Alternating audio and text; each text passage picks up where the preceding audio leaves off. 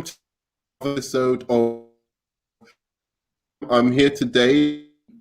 Sorry, my name's the Nerd Man, and this is my channel, Hot Takes Tuesdays. It is man of mystery himself, Fenrir. That I Greetings to you all. Talk about. Oh, it's actually an interesting thing that he brought up, because I think that it's something that Fenrir brought up on my last stream, which we were talking about a comic, Wonder Woman, Earth 1, Volume 2. Sorry, Volume 3. And I was doing a review of it, and we were talking about it.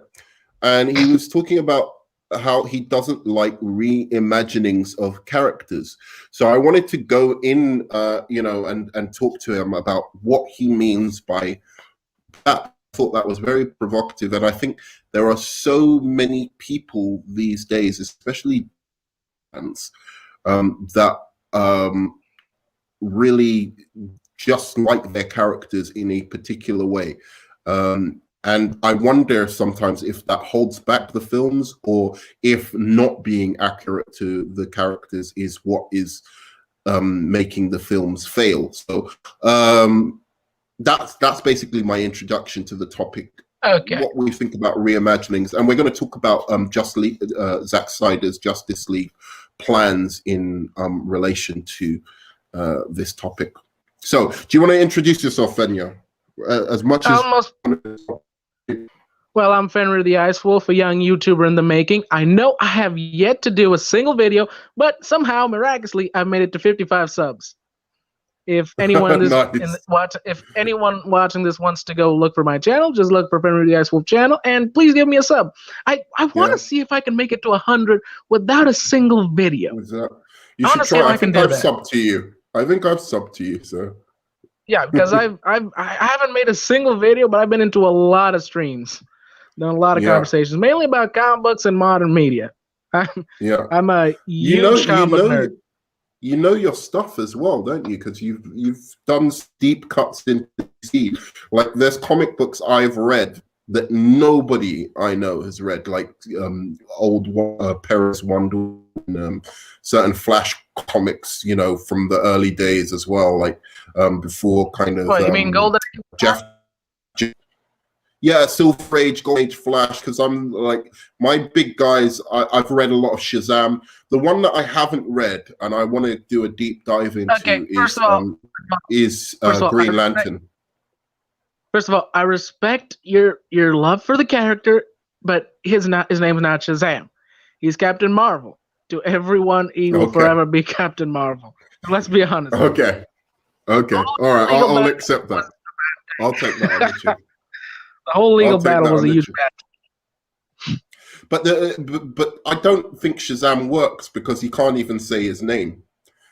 Yeah, because if he says his name, he stops being Shazam. Yeah, being Billy. Shazam's the wizard, basically. Yeah. Yeah.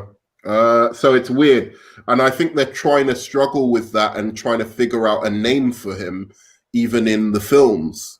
So for him in the Flashpoint paradox, and they have a name for him like Captain Thunder or something. Why not use that name then? That's what I was thinking. That's what I was thinking. I was either thinking Captain Thunder or like Marvel Man or something like that. Or something like God's King or God's Seed, since pretty much all his powers roll around the ancient Greek and Roman gods. Yeah, it could be something like that. But fair enough. But yeah, no, my deep dives have been mainly that I've read that nobody else has read. I've read like old Martian Manhunter comics by Ostrander, and like some Martian Manhunter runs from the 90s, like Wonder Woman. I've read a lot of Superman I've read a lot of, but most people have read Superman. Yeah, the 90s runs are always the best. I'm sorry to say, but most modern comics don't really get my thing. I'm more of a 90s kind of person. Yeah, pretty much. They're garbage. I think DC in the 90s, I mean, it was stupid because what they should have been doing DC is like making animated series for all of their major characters, like Wonder Woman, Flash, like individual animated series, because that's what made the X-Men and Spider-Man and Marvel so big. More famous than ever. I still remember the '90s X-Men cartoon perfectly. I have numerous DVDs and online downloaded episodes that I watched on my free time. I mean, they were perfect and incredibly accurate. Yeah, we should do a deep dive into that. But I was going to say that the mightiest hero. The Avengers X-Men became so big. The X-Men were way bigger than the Avengers.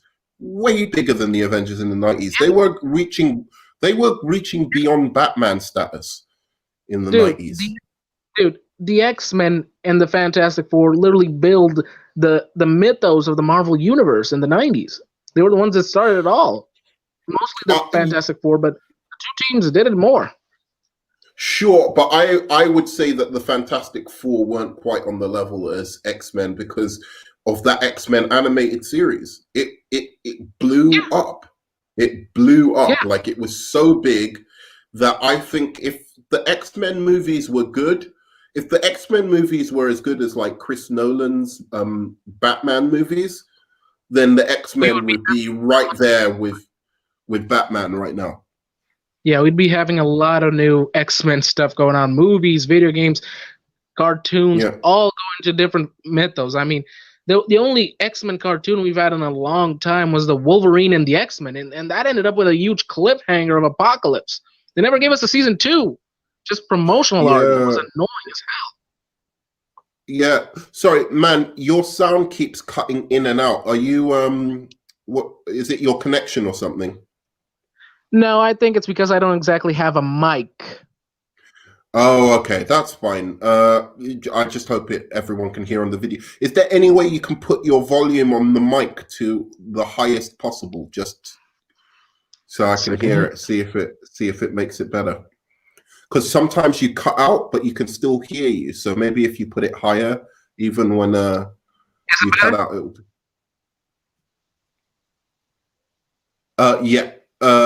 speak again. Is it any better now? Yes. Yeah. Perfect. All right. So we're going to talk about X-Men in all of this anyway. All right. We'll remind me to bring up the X-Men and the X-Men films. But let's start off with your premise then. What is it? What do you mean when you say that you don't believe characters should be comic characters should be reimagined? It's not that I don't. Well, it's not that I don't. It's okay. It's most of the time we have great characters in comic books, from the old styles to some, even a few modern ones. They were great characters, but for some reason, as time went on, we left them behind and forgot them. You even said it yourself in your recent stream with Artemis, how she was left in the behind and stopped being used with time.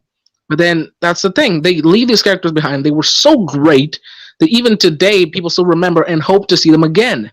But then instead of actually giving us the characters as they were, they bring them back altered, so different in personality, behavior, and style, art style, it is impossible to even recognize or even like them, because it is not them. It's not the characters we fell for in the first place. All right, give me an example of this. Okay, let's go. Okay, this is gonna go more into the CW area, since I'm gonna be honest, there's a lot of mistakes on that area. The CW area. You see their version of Jimmy Olsen. Okay. They reimagined the character. In the comics, Jimmy Olsen is this. Yeah, he's this kid, this likable, out on his luck, good-hearted kid who's always there to help Superman, and is sometimes the butt of the joke. But he has a good heart and is heroic in the inside, and people like him for that.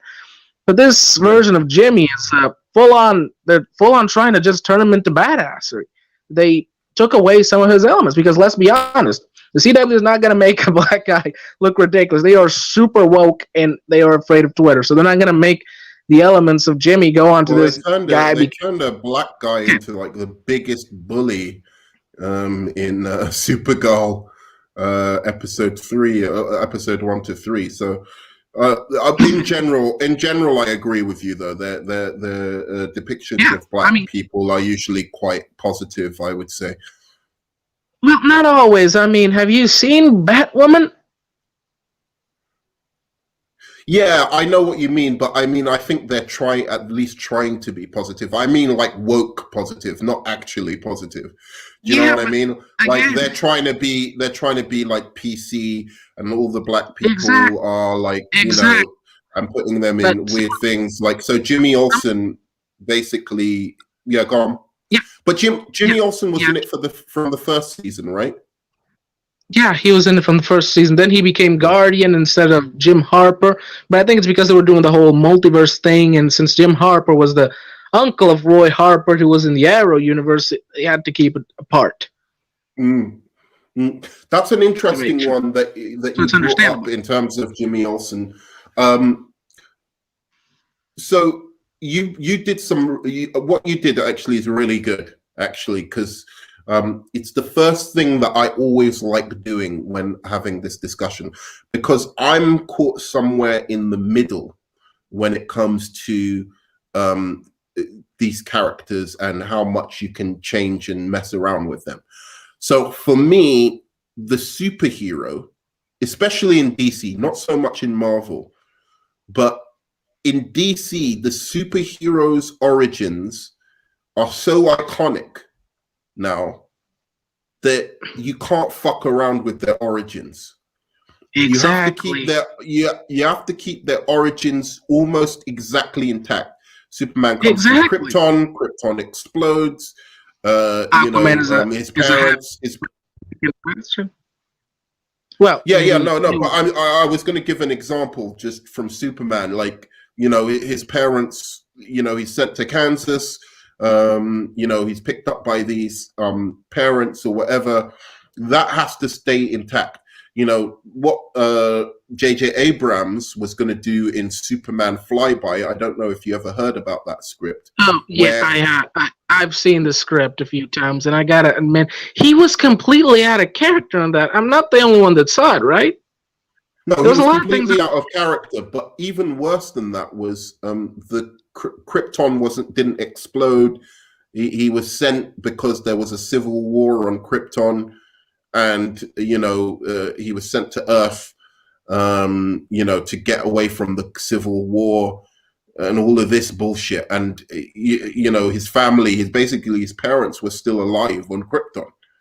Okay, and this man is now allowed to make a new Superman movie. Then we can have a rant about that one day. I want to actually do a whole stream dedicated to how they've made the guy that they turned down for Superman Flyby, also Lex Luthor was a Kryptonian in that. Oh, come on!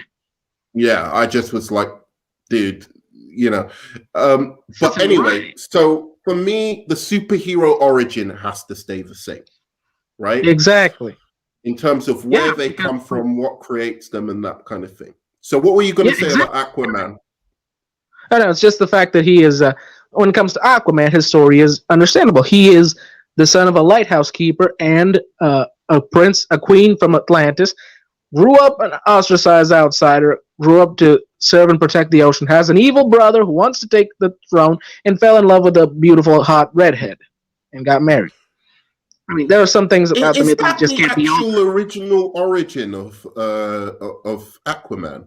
Exactly. The original origin was that he was the son of both Atlanteans, completely Atlantean, but was raised on Earth by a human because he was born looking like a monster. He was raised in the lighthouse by a lighthouse keeper who adopted him, because in the original story, he was born with the same physical features as one of Atlantis' greatest monsters and villains. So people would not want a king like that literally resembled their greatest villain of all times. Yeah. Well, Aquaman's a very strange one, because I think Aquaman, for me, his mythology, it makes the least sense. of all of the DC characters for me. Like, Nah. I get Green Lantern, Oa, the green energy of Will, the you know, all of that. Like, you know, Abin Sur comes, you know, and gives a human the ring. It's the first human that's ever had the ring because we're such a backward species. Not actually accurate. That's not really accurate if we go back to the Alan Scott thing. Oh yeah,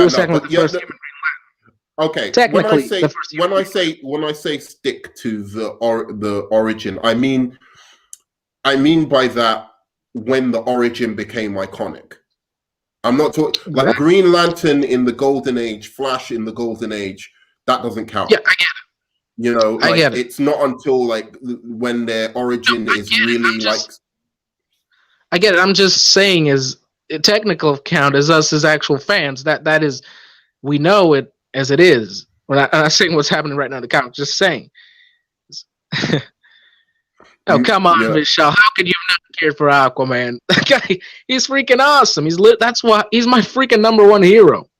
Really? Second is, I have to agree with Vishal here, man. I've never ever got him. I can't get. He got good villains though. I like his villains. I like Black Manta, and I like what's it called? Ocean Master and stuff like that.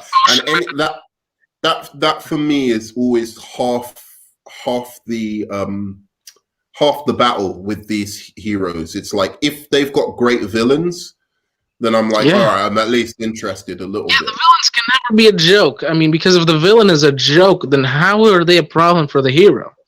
Yeah, because I think when people say that DC has the greatest villains, I think they're thinking of Batman, and it's wrong. Exactly. It's across the board.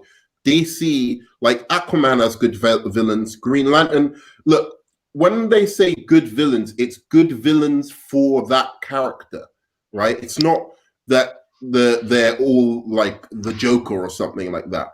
You know, Batman has very noir style villains that can go into a kind of noirish world of, you know, gangsters and all of this kind of thing. And it plays well with him, those kind of characters, like with Gotham. Ninjas and even some vampires, depending on the version. Of course. It's basically dark, gothic, or noir, criminal kind of gangster style villains that Batman has, and all of those villains suit him really well. But then if you go to a character like Captain Marvel or Shazam, he's got these kind of, you know, goofy. He's got Mr. Mind, which is the little, you know, and the Monster Society, and that fits because he's a kid that turns into a superhero, and you know, kids are afraid of monsters, so you know him having. Don't forget Dr. Savannah. In the comics, it's pretty ridiculous if you think about it. Pretty ridiculous. Dude, the sound is getting more in and out with your sound there. Vishal, can you tell us? Can you hear? Sorry, can you hear Fenya? Okay, let me know.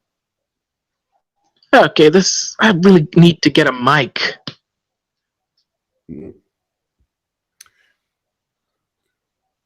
Okay, I'm sorry, Vishal. Jason Momoa did not make Aquaman badass. Aquaman was always a badass. This is the 60s fault. This is literally the 60s fault. They made him into a guy who can only talk to fish. I'm feeling what Vishal is saying here. I'm sorry, man. Like it is true. Like Aquaman Aquaman kind of he's weird, dude. He's weird. He speaks. I'm not even just talking like he speaks to fish, but his origin is kind of all over the place. That's not just what he does. He's all look. Aquaman is almost invulnerable. He is as strong as Superman. That's weird. Why would a fish be invulnerable? He can literally summon monsters from the ocean that can rival the Man of Steel, and he could literally drown the whole. Why would a fish be invulnerable? Tell me that. Explain that. What about being so deep in the sea? I understand he gets stronger skin, but he's almost invulnerable. That's like saying a fish. That's like saying a fish from the deeps of the sea would be invulnerable. That's madness, man. Okay. Ancient Atlantean magic that altered their physiology or something. I don't know, dude. I don't know. It's just a story. Just go with it. I mean, just go with it. Aquaman may be weird, but he's a badass. Okay. So we've got some Aquaman fans here. Indeed. Right, let's get back to the topic. Let's get back to the topic, and we can even talk about Aquaman through this. But I want to talk about certain characters. So you gave a really good description of what a Jimmy Olsen should be, right? Now, yeah, I remember you talking about. So can that Jimmy Olsen can be black, presumably, or Asian, or anything, or does it have to be redhead Jimmy Olsen? No, he doesn't have to be that. He just needs to have the personality, the behavior, the things that make Jimmy Olsen Jimmy Olsen. Although I am a man who would prefer the ginger Jimmy Olsen, because come on. I do prefer the ginger. I prefer ginger Jimmy Olsen as well. I don't know why they always change ginger characters to. Look, I also don't get races. Look, me as a black man, do not need to see other characters completely being turned into black characters to feel entertained. I like a character because of the story, his behaviors. That's what makes me like a character. I mean, all my life I grew up inspired by the words of Captain America and Superman. I didn't need to be 100. They didn't need to look like me for me to be inspired by them. Sure, I agree with that. I totally agree with that. And I would say that for me, it's less about being inspired like by someone like Black Panther or Superman, or that happens with the characters no matter what race you are. Like when Wonder Woman charges across no man's land, that and that epic scene, it's like that's inspiring to anybody, woman, or you don't have to be a woman to be inspired by that. But what I would say is that in terms of those, maybe a little Asian boy, a little Indian boy, or a little black boy who's dreaming of becoming an actor in Hollywood, it's nice to see yourself up there, to see, oh, maybe I can make it. Do you know what I mean? If you see only white people up on the screen, you might think, oh, well, maybe I shouldn't. Maybe it's just fanciful. Maybe only white people get to become big Hollywood stars. Do you know what I mean? That's where I think it's useful to have more representation, more than, oh, I'm only inspired if I see a superhero who's my color. I think. That's the thing I never get. First of all, I've seen a lot of stuff from the 80s and the 90s, and there weren't always only white people on the screen. There were some stories with only white people, but there were also black characters there a lot. I mean, stuff like G.I. Joes, there were a lot of black Joes. In superhero shows, there were a lot of black superheroes too. DC has numerous black superheroes they could use that were in many of their old shows. Yeah, literally, dude, man, you tell me. I'll tell you what I want to see, and I want to get back onto the subject after this, though. I want to see, a Martian Manhunter movie with a black actor. Like, get that Ta-Nehisi Coates or whatever, or a better writer or whatever. Don't do fucking Superman. Do a black Martian Manhunter movie. Yeah, where Martian Manhunter, his secret identity is a black guy. Or I want to see a fucking, I don't understand. Marvel copies from DC when DC does good things, yeah? But DC never copies from Marvel, right? So they had this whole big Black Panther movie, makes $1.5 billion, dollars. Don't you think you should be looking for your, a really good African or African American superhero to, do your own version of that, right? They copied you. I mean, let's not get it twisted. Black Panther. They could have even done it with Captain Marvel happened because of Wonder Woman. Yeah, and they could have done a Black Panther Wakanda kind of thing if they used a character like Vixen, who literally comes from an area in Africa that has magic more than others. Yeah, that's what I was thinking. That was exactly what I was going to say, that I would want a Vixen movie and you know, because she's got a really good origin, man. It's not her origin is kind of sick. I don't like that she's a model. They could have done the only thing that I would change. You know, she's a model in her. The debut, they could have done exactly like they did in the first Action Comics. Make her appear in a Superman movie first. Because that's what she did. She appeared in the Superman comic first in the confrontation with Superman.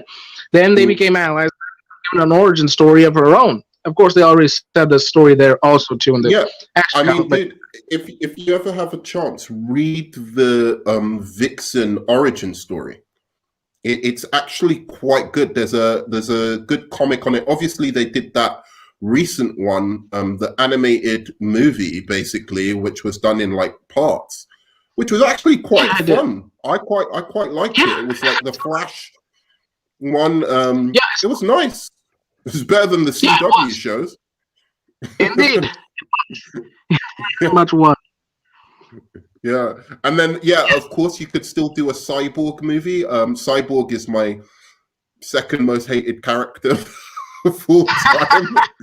Since he joined the Justice League, I fucking hated him so much. Is not a Justice League member. He's a freaking Teen Titan. He's a Teen Titan for real. He fits in the Teen Titans as well. It's not. He doesn't. It's like I don't get it. Like because Batman's your tech guy.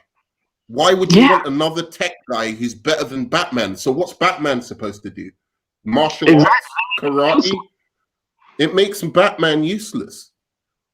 And then the only way they can fix that is making Cyborg kind of Batman's sidekick. Like, oh, do this with your technology. You know, Cyborg, you know, it's trash, man. It's trash. She shouldn't be in it. Anyway. Yeah. And that pretty much Robins too. But let's get back to the point. All right. So I want to go on the reimaginings. And we've covered the kind of, and we can talk more about race when it comes to reimaginings of characters. But I just want to talk more about like these reimaginings of characters. So let's take, for instance, two characters.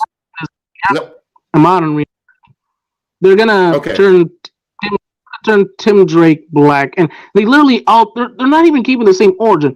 In the beginning, Tim was capable of becoming Robin because in his original origin, he had the resources Bruce Wayne had. Plus, he was smart. He analyzed the situation and saw that the Robin could do moves that Dick Grayson could do because he literally saw Dick Grayson once in one of his old shows because he was rich and had access to see those private shows like that. But now they're going to change him to a black kid from the streets who lives in a life of crime with no access to any of the resources or information that could allow him to analyze any of that. So how does he become Robin? That's true. That's true. That's true. Okay, so what I want to do is I'm going to ask you about two characters. We can even throw, what was it? Robin, what was the Robin? Tim Drake. Tim Drake Robin. We'll throw Tim Drake in, right? So I'm going to ask you a question. Is Lex Luthor and Superman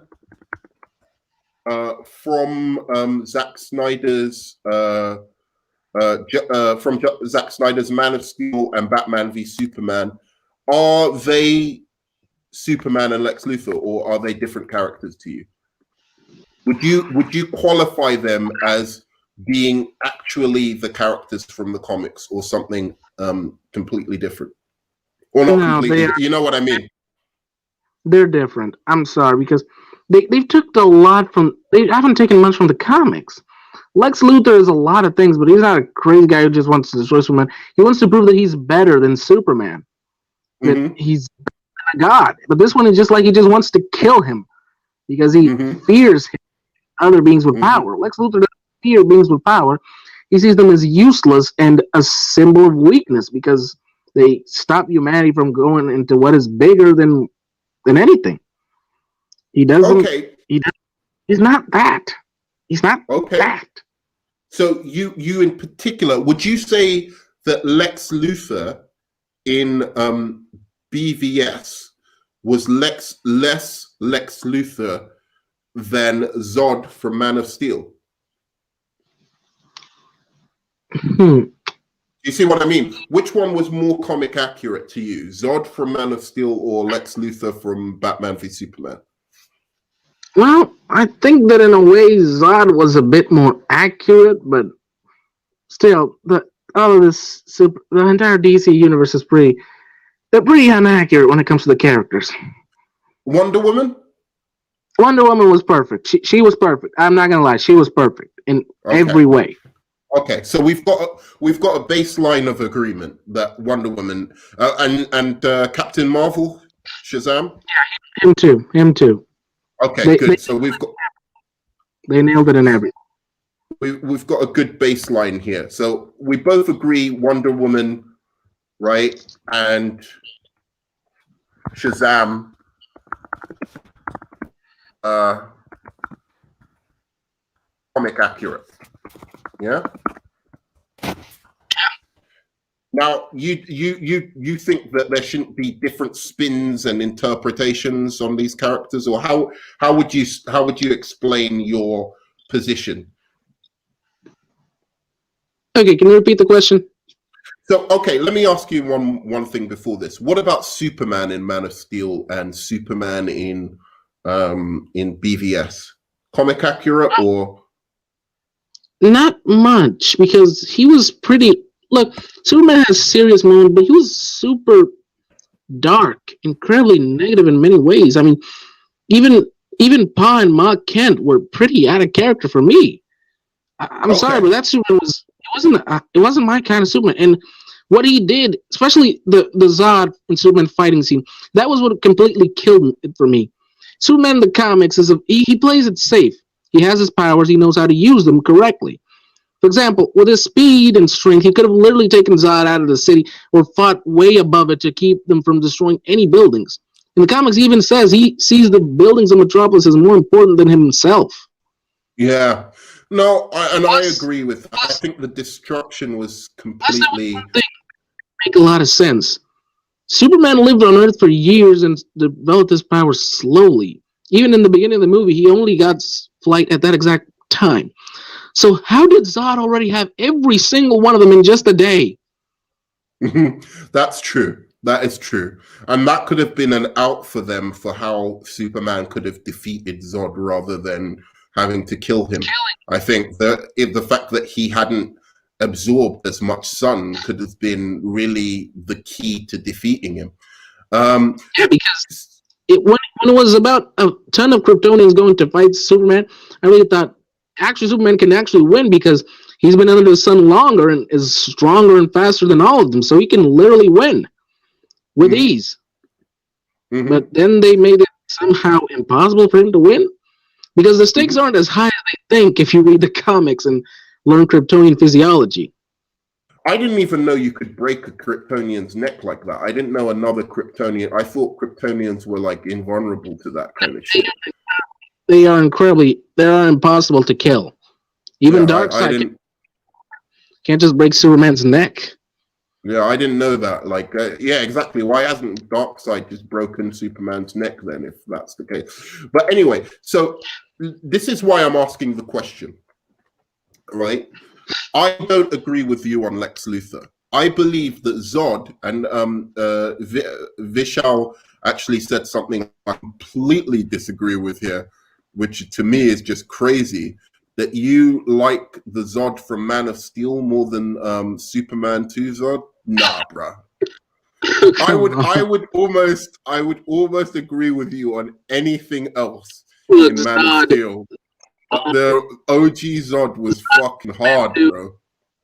Superman 2 was perfect because Zod from Superman 2, he was perfect because he didn't want to destroy humanity, he wanted to enslave it.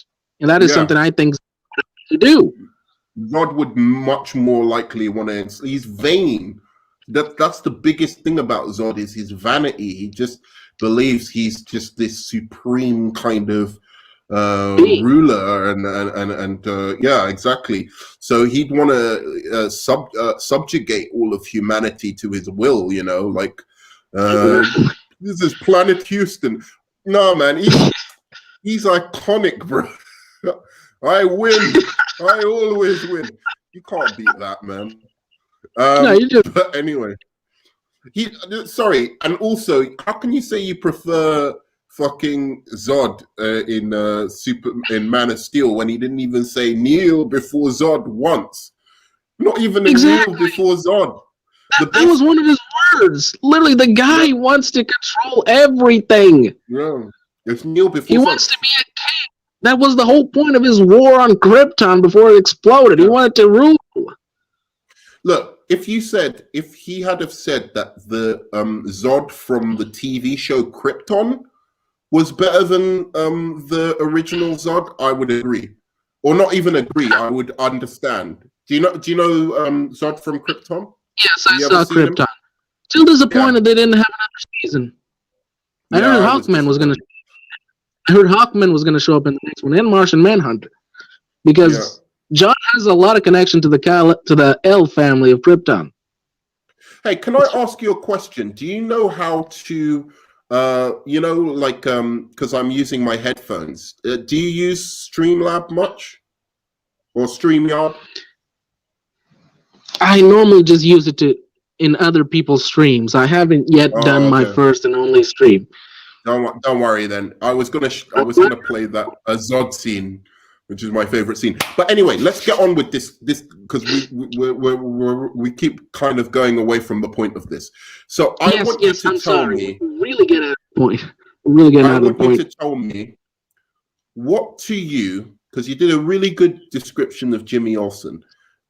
Now I want you to tell me in almost single words or a small, as how would you put it? Fucking hell! I've forgotten the word, but just in as succinct a way as possible. So as succinctly as possible, I want you to describe what is absolutely necessary for you to have in a Lex Luthor, any version of Lex Luthor, right? So these are necessary traits. Yeah. Well, let's see. Wait. And then things that you like but aren't necessary. Things that are good to have in them but not necessary. Okay. And then lastly, things that Lex Luthor just shouldn't be, right? Yeah. So do you understand what I'm saying? Yes, I do. All right, good. So I can even give you an example to start off with. Like I'll give you one example. So things he shouldn't be. So my things necessary traits. One of my necessary traits would be genius. Yeah. Yes, he needs to be intelligent. Yeah. He needs to be intelligent. He needs to be very charismatic, because let's not forget, Luthor is charismatic if he wants to. Okay. Yeah. Good. But don't forget, he has to be oblivious to things, because it's always great when he has this belief of Superman and who he is, that he thinks he understands him so perfectly, but he is that he's been front to front with Clark Kent in numerous times, but he's never seen Superman and Clark as the same person. Even if he travels to another dimension and figures out that version of Superman is Clark Kent, he still can't believe it. So you'd say that oblivious is a necessary trait, that he can't tell between Clark and Superman is necessary. He's so smart, and he's so smart, and he can figure anything out in the universe, but he cannot figure this thing. That's what's perfect about it. That's why I love it. Okay. Plus, I get that. Yeah. So let's stick to just outlining, so we can quickly go through like your outline, so I can tell you, like where I disagree or agree with you. Because I want to talk about the Batman v Superman Lex Luthor and why I think he's actually comic accurate. Right? Okay. And I think he's more comic accurate than Zod, in fact, and more comic accurate than the Superman in BVS and Man of Steel. Okay, so we've got genius, charismatic, oblivious to Clark's identity. Yeah. Anything else you want to put in necessary traits? Well, let me see. I'm gonna throw in narcissistic. He has to be a narcissist. I think that's along with genius. Narcissist is like super vain. Yes, he is. Well, and the fact that he sees himself as a modern Renaissance, the equivalent of a modern Renaissance man. Yeah. Okay. So a modern Renaissance man. Yeah, got you. That's a good one. And I'd say don't his forget, attitude. Don't forget self-control, because he does have self-control too. I don't. Well, okay. I'm going to say I disagree with that. I don't think that's a necessary trait. I think that's something that might be good to have, but I don't think that's necessary. When it comes to a good point, he has self-control. But when it comes to the things like we know what, Superman and all that, he really loses it easily. I think he's got a temper. I think he can lose it because he's a narcissist. He can easily lose like his temper and lose his shit and act crazy, actually, if he doesn't get his way, you know? Yeah. But I would say his attitude towards Superman is like one of the big traits of, of Lex Luthor, which is that he sees himself as the real Superman. And if it wasn't for Superman's presence, if it wasn't for Superman being a distraction to him, that he thinks he would be able to save the world. Yeah, that was always a great dictation. I remember in the All-Star Superman, the animated version, not the comic book, I remember him and Clark had this huge conversation in prison, going all around about this, as he was doing exercise with a shit ton of weights and running on a treadmill. It was a pretty good conversation. Dwayne McDuffie did an amazing job on that. Yeah, I love All-Star Superman. It's one of my favorite. Superman's my favorite comic character. I think you know that. So good. So we've got our necessary traits. So things that are good but not necessary. I would say things I like about him but aren't necessary for him to be a good Lex Luthor. For instance, bald. I don't think he has to be bald. It's nice, but he doesn't have to be. He doesn't have to be bald.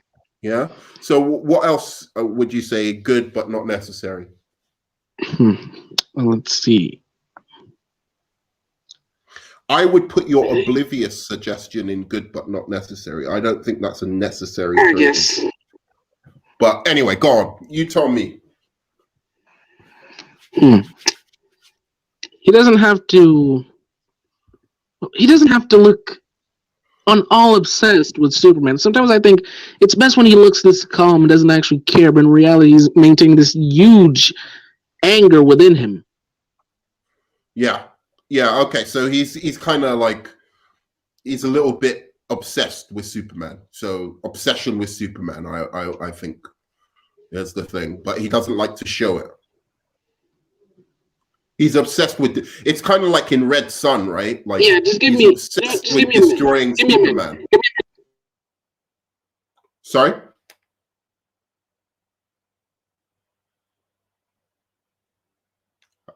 Oh, okay. I think he said give me a minute. I'm not sure. But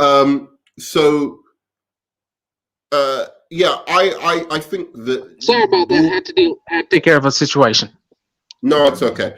So we'll go through this quite quickly because I don't want this to take over a long time. So we've got like things that are good but not necessary. He's bald. I don't think he has to be a billionaire or scientist, but he has to be something, he has to be something up there. Like he has to either be a scientist or a billionaire or a self-made. This is actually important. I think this is actually kind of important. He doesn't need to have an amazing physique. No, I don't think he does. In the original movies, he was pretty fat. Yeah. But sometimes it's good for him to have a good physique, but he doesn't have to. Yeah, especially if he's been to prison or something like that. Yeah. So I think we've got it. Yeah, like we've got basically, you know, would you say being white, he necessarily has to be white? Well, I would prefer a more accurate depiction of him. But does it change anything if you were to make him a different race? It does not, no. Honestly doesn't. No. Okay. All right, good. So things that he absolutely can't be. When you think Lex Luthor and you think, oh, that is something that I don't. Kryptonian. Do not make him. Is good. Yeah, of course. You can't make him Kryptonian.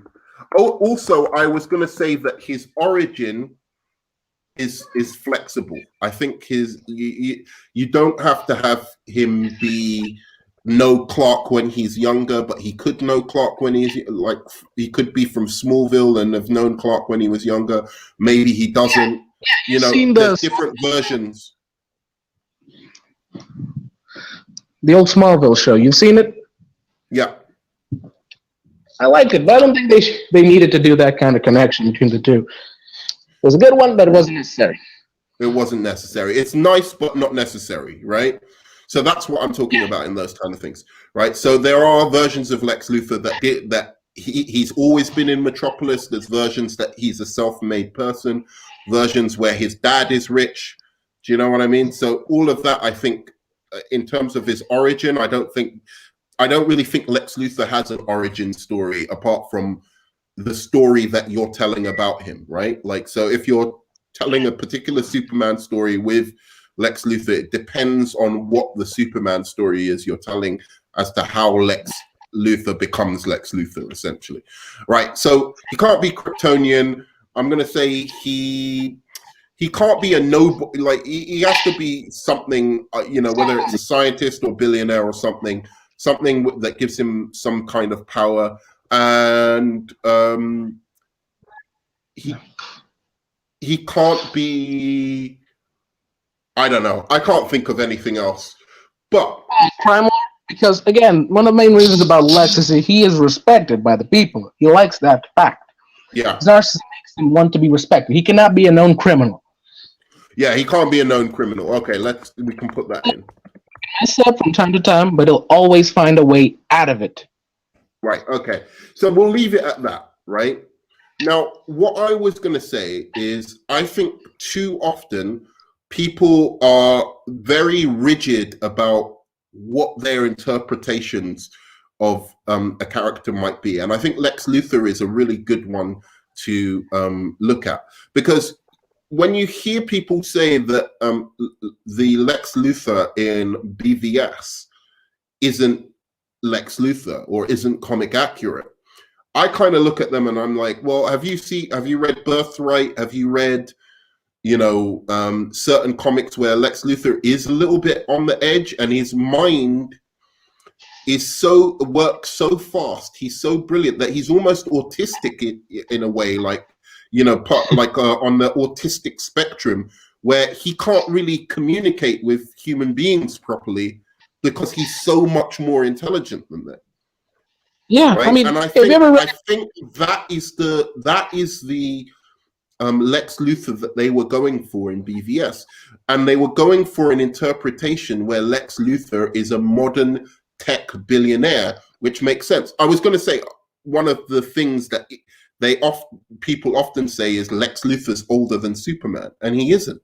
Lex Luthor can be younger, he can be older, he can be at the same age. It doesn't matter. Right. I mean, he can't be a woman. I'll give you that. I don't think Lex Luthor can be a woman. He can't. Give me a second.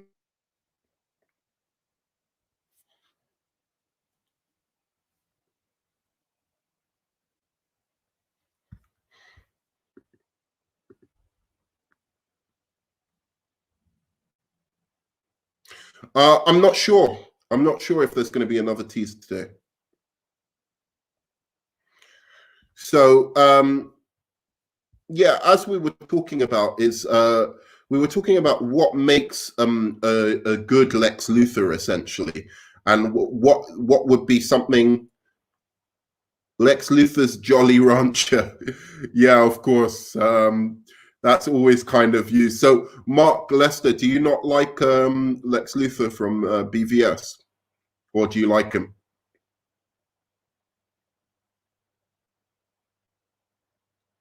Let me know if you're a fan of Lex Luthor from BVS.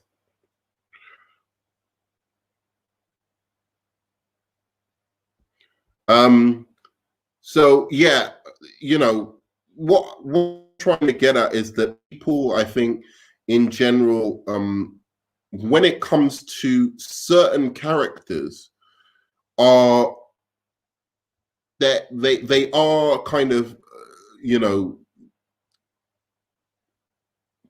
I would say that they have this certain interpretation that comes from one medium. It might be Smallville, or it might be Justice League animated cartoon or something like that. And they think of Lex Luthor, or they think of the characters in that form. And if they're not in that, if they're not like that, then they say that that's not the character. And okay, for I'm me, back. yeah, I was saying that I think people who look at certain people who look at Batman v Superman, right, and say that Lex Luthor isn't the, you know, Lex Luthor from the comics, right, are thinking of Lex Luthor from Smallville, or they're thinking of Lex Luthor from you know, the Justice League cartoon or something like that, and they think that has to, or maybe even from Superman 78, right? And they think if it's not that Lex Luthor, that it's not Lex Luthor, and I think that's wrong. In the case of Lex Luthor. Yes, I believe there are different interpretations of the character done in many different ways. But the one the people are familiar with is the one from those things, the Justice League stuff, the old Superman and Lois show, and all the things that were pretty much televised. There are many versions of Lex in the comics that are insanely out of character if you give the image. Do you think All-Star Superman's one was out of character? Not All-Star Superman. All-Star Superman wasn't out. I think it was okay. I think it was really okay.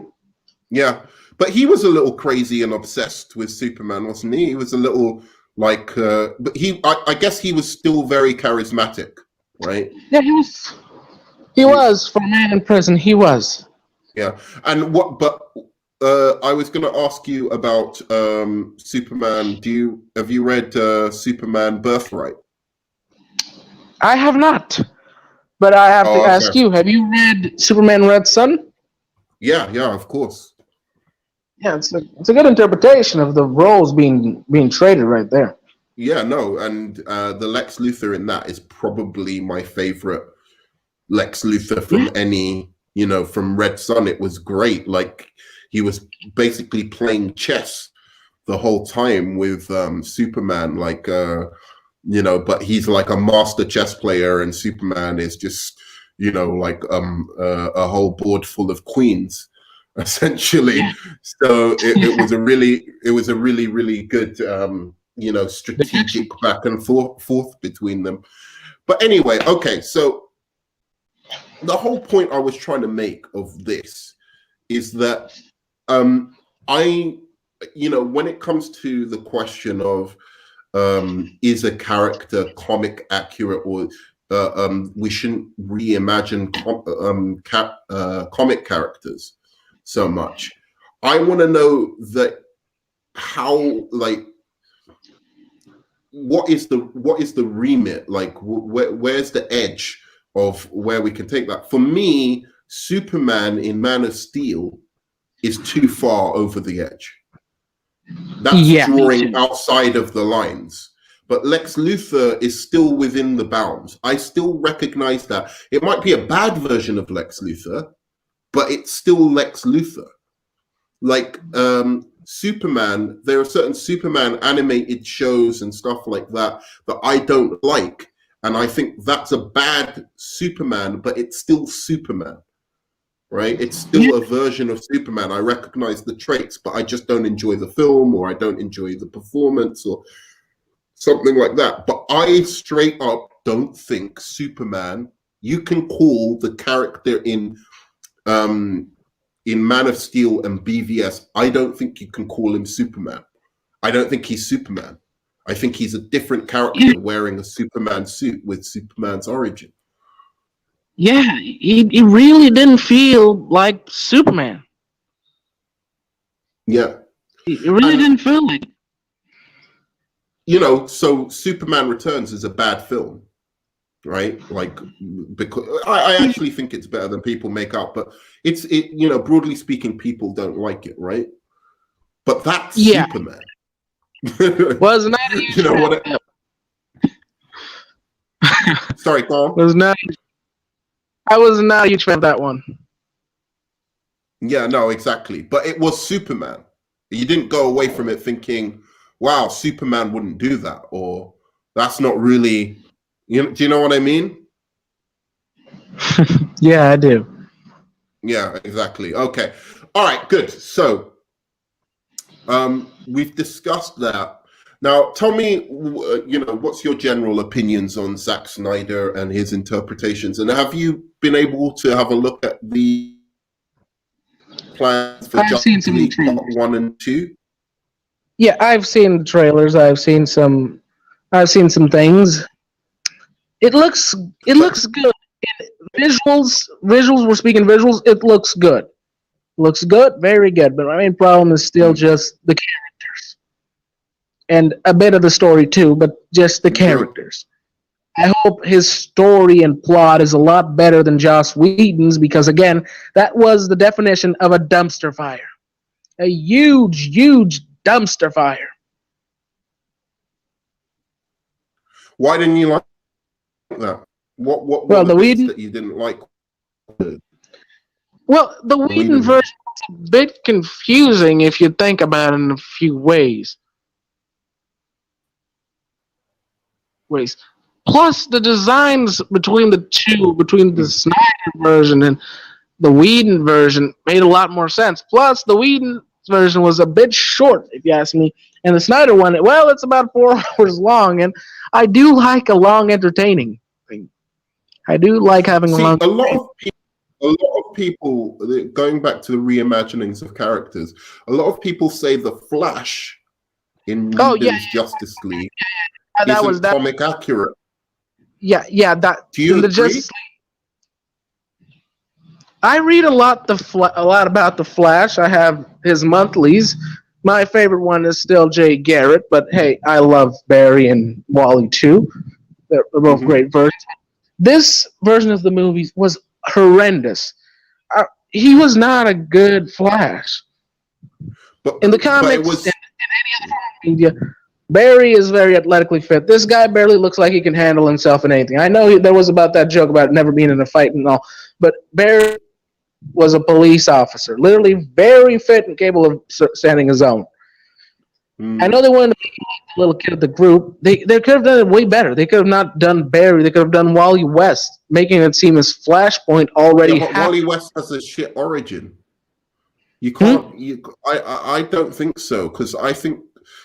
Look, Wally West doesn't have a great origin story.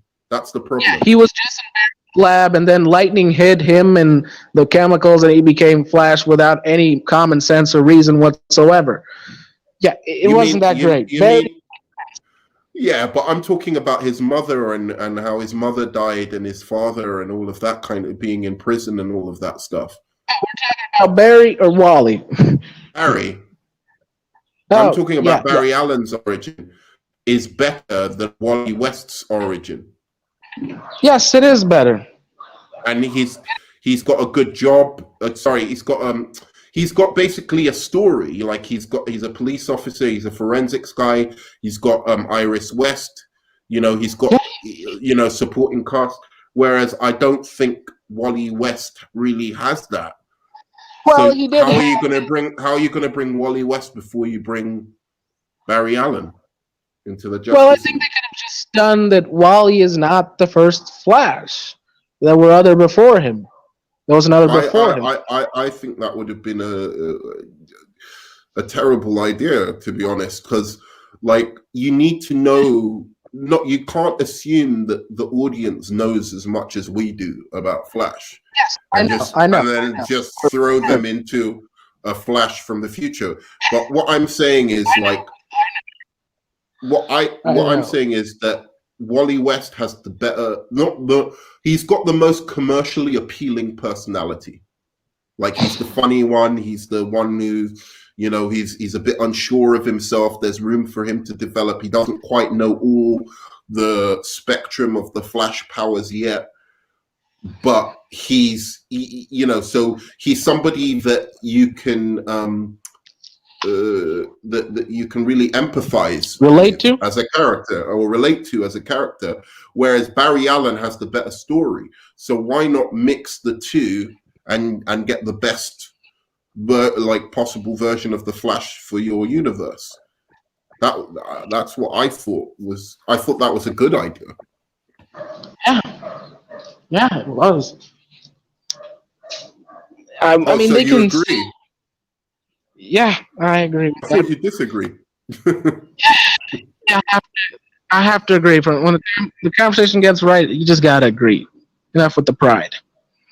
Okay, all right, fair enough. All right, good. But yeah, no, because that was one of the things that I, you know, thought was kind of strange about everyone talking about the Justice League, that was the most comic accurate, least comic accurate, because for me, Aquaman was way less comic accurate than Flash was. So, I mean, some ways, you might be able to speak on that. He was a badass, but in the comics, Aquaman always had this form of etiquette in certain ways. He was behaved, cultural, an etiquette man. He was a badass, but he was an etiquette man. He always had this royalty vibe, literally royalty vibe. Yeah, he's not a dude, bro. I mean, and even if you want to go that direction, I get it, but you can't be like, yeah, you know, like what? You could make him a normal guy. You could make him a normal guy who was raised by a lighthouse guy, but he doesn't have to be like Jason Momoa, right? Exactly. I'm just saying, Jason Momoa is a great actor and all, but I just think he should have just played freaking Lobo. Well, it depends on what you see. I mean, I loved him in the Stargate universe. In the Stargate universe, I'm saying just the universe in general, not the show Stargate Universe. That was shit. He was great in Stargate Atlantis. That was his best thing. But you think he should have been like Lobo, basically? Yes, because in almost everything he plays modernly. Before, when he was younger, when he didn't have the long hair and the beard, he was pretty weird. But after getting all of those, everything he plays is a badass, loudmouthed, alcoholic man animal. And let's be honest, that is Lobo in short words. An alcoholic man animal who goes straight into a fight without thinking twice. Sure. But again, I'd like to mention that I think Flash in the Justice League, the Justice League, even the Whedon cut, is more comic accurate than Superman in Man of Steel. If you were to say which one was more comic accurate, I would say the Flash from Justice League. But because Henry Cavill looks like Superman, people can forget. Do you know what I mean? Yes, we can forgive because at least he's physically accurate, so we can forgive that. We can forgive that part of the element. Yeah, but I don't see, that's weird to me. You know, because there's so many different ways that Superman's been drawn, and okay, Henry Cavill looks like this one way that he's been drawn, but I've, you know, he's so off base from who Superman is that I'm just I find it weird that people so want Henry Cavill back. Like I find it really. So, all right, look, let's talk about. And we're most likely not going to get him back. let's talk about before we go.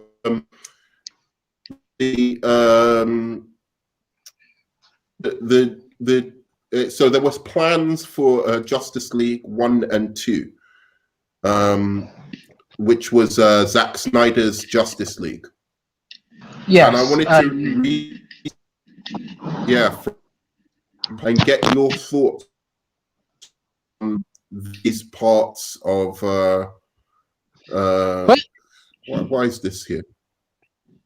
Well, I would like a part 1 because it already will introduce us to the idea of Darkseid and Apocalypse and all that, and New Genesis 2. So part 2 can pretty much just be Apocalypse War with already everyone ready for a huge fight, Thanos style. But I just think that look, they should just start all over again, burn everything, start all over, and take the chance while the actors are still young, while Henry Cavill is still young enough to play Clark Kent, and do everything all over again. I wouldn't disagree with that. I think what you could do is a flashpoint where you just flash the Snyderverse out of context, basically, out of, and just start this new Flashpoint world where Henry Cavill could be just the hopeful Superman, where Wonder Woman didn't come into man's world like 100 years ago. She came like in the modern. She's just new to, you know what I mean? Like they did that. They came at the same time, or maybe she just came, in the 90s or something like that. And now she's an ambassador, not some weirdo working in a museum. Like that's what Wonder Woman's supposed to be. She's supposed to be an ambassador, and she's supposed to be like out there, crying.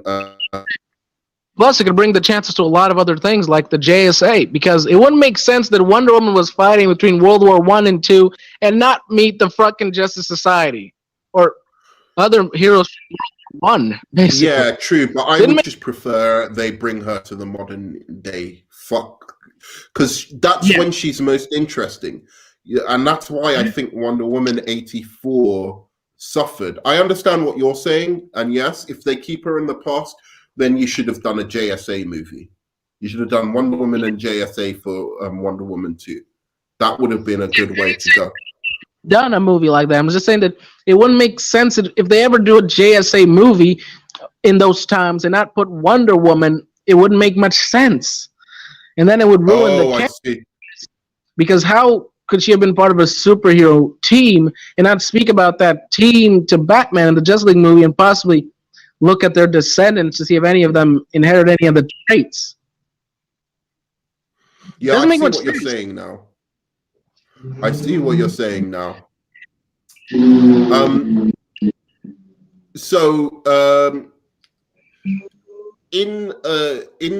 Zack Snyder's plans for part 2 and 3 of the Justice League, right? We had, for instance, I'm going to read you a bit of it and tell me what your thoughts are. So, okay. Bruce and Lois, right? So this is from the second page. Bruce and Lois. Bruce secretly meets with Lois, both of them still searching for Lex Luthor. There's tension between them since Superman has returned. The meeting ends after Lois tells Bruce that Superman needs her more than ever. Bruce knows Lois is hiding something else. Lex Luthor recruiting his own league. Meanwhile, deep in the Brazilian jungle, Lex locates Dr. Maru, last seen in Wonder Woman, still alive, experimenting on herself, prolonging her life and testing new chemical weapons on unfortunate human lab rats. Like an obsessed stalker, Maru has spent decades collecting information and artifacts on Diana and the Amazons. Now that Diana has come to the world, Lex offers Maru a chance at revenge. The same revenge he wants on Diana's friends, Superman and Batman. Maru accepts Lex and smiles. Then lets it begin. Okay, so I'm going to cut to the next bit. So this is the next. Yeah, go on. Tell me what your thoughts are on that. So it's pretty much the Legion of Doom then. Yeah, exactly. They were going to have the Legion of Doom, but I think with Captain Cold, Dr. Poison, Lex Luthor, and then one of Aquaman's villains as well. Which I thought was a cool idea. I didn't think that was a bad idea. It's not a bad idea. They should get Solomon Grundy for this one too, because they need someone to make it toe to toe.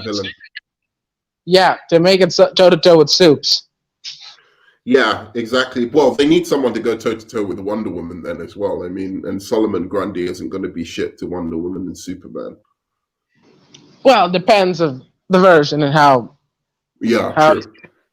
He's quite powerful in some versions. You're right, but get beaten by Batman. It's really a matter of who's writing the character and what version it is. Absolutely, absolutely, and I think people forget that too often with these characters. All right, so second, we can talk about the second page and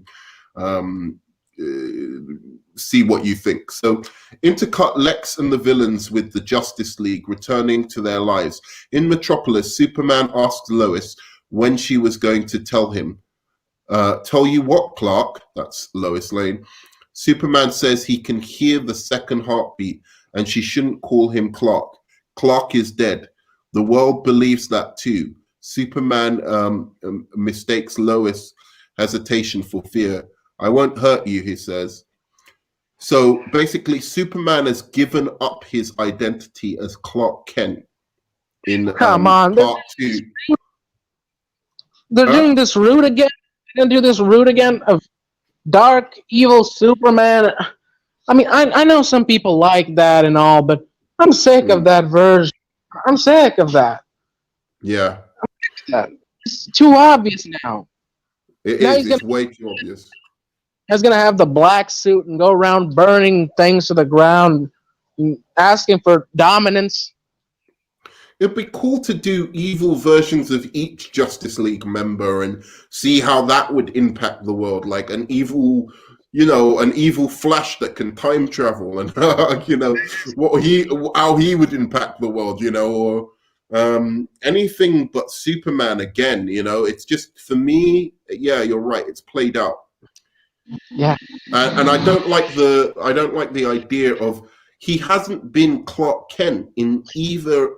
He was maybe a bit Clark Kent in Batman v Superman, but not to the extent where we've really explored Clark Kent. And once again, he was dead in Justice League, so we don't get to see Clark Kent there. And then we're going to go into the second movie, and he's not Clark Kent again. It's like, these movies think that Clark Kent is Superman's disguise, but that's not true. Superman is Clark's disguise. Yeah, exactly. Superman is Clark's way of, helping people, basically, right? But Clark is the real person. Yeah. Yeah. So I'm glad we agree on this. So, and obviously, did you know about the Lois is going to be pregnant by Bruce Wayne? In part 2? I have heard of that bullshit, and I'm not a huge fan of that. Yeah. So, not a huge fan. I'm going to leave. I'm going to ask you. So, how do you think it's, that because the Justice League is imminent now. It's very soon going to be released. So what do you think, how do you think it's going to fare? Are you looking forward to it? Look, as any nerd, any true nerd, I am obviously going to look on it, see it, waste my time on it and money, and wait to see about it and comment on it. Yeah, we're all going to do that. We're all going to do that. What are your predictions, though? I'm curious as to your predictions. And by the way, you're more than welcome. Please get some kind of mic or something better so that people can hear you. But you're more than welcome to join me for a discussion after or before on the 18th about the Justice League. Yeah. I'll be. Yeah, so that whole day is going to be dedicated to reactions to what's going on with this movie. I have high hopes. I actually think it's going to be pretty good. Look, there are only two.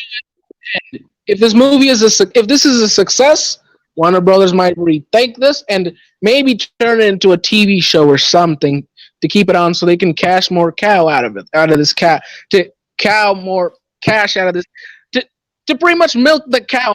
Oh, milk the fucking cow. Yeah, there you go. Hello? Yes, I'm listening. They're going to do something. And if it fails, well, they'll just throw it down the carpet, forget it ever happened, move on to something else, and tell Zack Snyder to suck off. Yeah, I mean, I don't think it's going to fail. I think it's going to do relatively well. I'm not sure it's going to do the numbers that the Snyder fans might be hoping, but what I genuinely do think is that that it's going to be good. And there's one main reason I think it's going to be good, and maybe certain Snyder fans might not like me saying this, but I think it's going to be good because Snyder was put on a leash before like, if you compare it to what his plans were for Justice League Part 2 and 3 and what his original plans were for Justice League Part 1, where Superman was going to be evil and all of this kind of stuff. The studio basically took his best ideas and helped him shape it. And I think you're going to see in this movie that it's going to be, because it's got to be better than just Joss Whedon's version anyway. Yeah, it's going to be better. Let's be honest. We all know it's going to be better at the end of the day. Yeah. Than Joss Whedon's version. Yeah, because he has creative freedom now, a lot more creative freedom. No, but I think the opposite. I think that Zack Snyder had more creative freedom on Man of Steel and Batman v Superman, and then this one he had the least creative freedom. I think the Justice League we're going to see is the product of, Jeff Johns' notes, some other people's, like saying, no, we're not having evil Superman. We're not, And not impregnating Lois with Bruce's kid. That is another very bad move. Yeah. And that was the studio who told him not to do that. So that's... Now I'm in a moral battle of who's more morally right, the studios or the creators, because I didn't need to know this part. Yeah, I think there's something to be said of studio interference. I don't think it's always bad. I think it depends on why it's done. If it's to cut corners, if it's to make a scene cheaper, or something cheaper. Do you know what I mean? Like there was a scene in Wonder Woman, the first one, where the studio said, "Oh, maybe I don't get why the No Man's Land scene," but that was before they saw it, right? So they didn't know how powerful it was going to be. But I think when studios, when somebody's filmed it, they've already spent the money, and the studio says, maybe you shouldn't put that in, or do you know what I mean? I think then maybe listen, because really they care about money. Yeah. And the money. Yeah. So if you film the scene, like the mall scene in Wonder Woman 1984, if you film the scene, they've already spent the money on it, and they think it's so bad that they want you to take it out, then it's probably it's probably something's up with your scene. But they'll be willing to throw away money, right? Yeah, it is. Yeah. And I think the same with Snyder. Like it's just. Anyway, go on. I mean, like, wrap up your thoughts on what you think about studio interference and whether it makes better films or not. Well, I'm pretty anti-studio getting in the front of the creator's vision, because the more you're free, the more you can try your vision, and it might actually be good. But yes, there are times where it is actually best to come in and stop something, because people with creativity have it at points that if we're grabbing something that already exists, we will most likely alter it in ways that we see fit, because of our creativity goes very wild. So it's really best if someone comes on the way and stops it. You know what I think as well that's really important is like it's when a director is another example of this. Remember, look at your Discord page. I sent you a picture about a comic book that was to come. Can you download it in here? I can't see it. Go up, way up. Oh, you can see my screen. Yes, I can see your screen. A little more up. It's from the first time we communicated with each other. I can't see. Oh, way up here. Right, I got you. Yeah. Yeah. Yeah, go up. It's right there. Oh, this is that really the social justice warriors. That's great. Yeah, this was a great evidence that sometimes it's not a great idea to give creative freedom to the guy making the thing. Oh, you mean the Warriors, the new Warriors? Yes, they really shouldn't have given Kibblesmith the power to create and destroy whatever the fuck he wants. This is a great evidence of not allowing that. Yeah. No, I agree with that, but I just more in terms of like the films with Zack Snyder, I think, and you know, someone like Patty Jenkins, I think it's really important to make sure that when you're with a director that's had a lot of success in one movie, when they get their second movie, just keep an eye on them. You know, Zack Snyder had a lot of success with 300 and Watchmen, and he was seen as a wonder kid. So, all right, take Superman and do whatever you want with him. I think that is a mistake. I think that is a mistake. You don't get to just.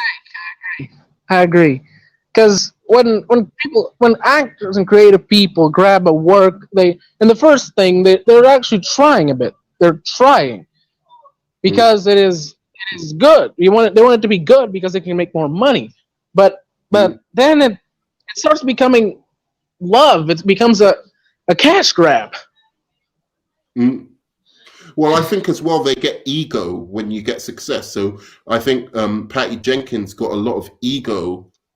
You know, like her ego was inflated by. She's a nice woman, really, really lovely from interviews I've seen and everything. She's got a really, really good attitude. But I think even the most humble of us, you know, when you're being told, "Oh man, your movie was like the best movie in the DC since The Dark Knight. It was like a return to Christopher Reeve's Superman. It was all of this, that stuff, and the other."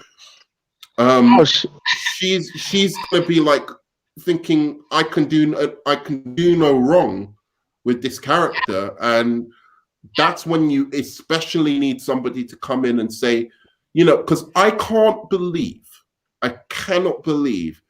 that they did a table read of Wonder Woman 84 and didn't absolutely stay 100% no, you're not shooting this.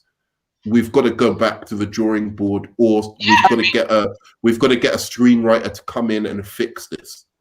Believe. They literally had Wonder Woman raping a guy. Yeah, I mean, even that. I mean, I don't agree with that, but like that scene shouldn't have been in there. That storyline shouldn't have been in there. Not been there. Okay. Thursday. I'm sorry. We've been at this for 1 hour and 24 minutes straight. Yeah, no. I really there's something I got to take care of, and so I really got to.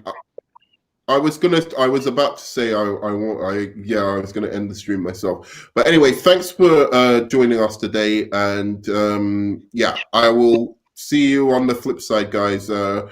Please like, subscribe, comment, and love you 3000.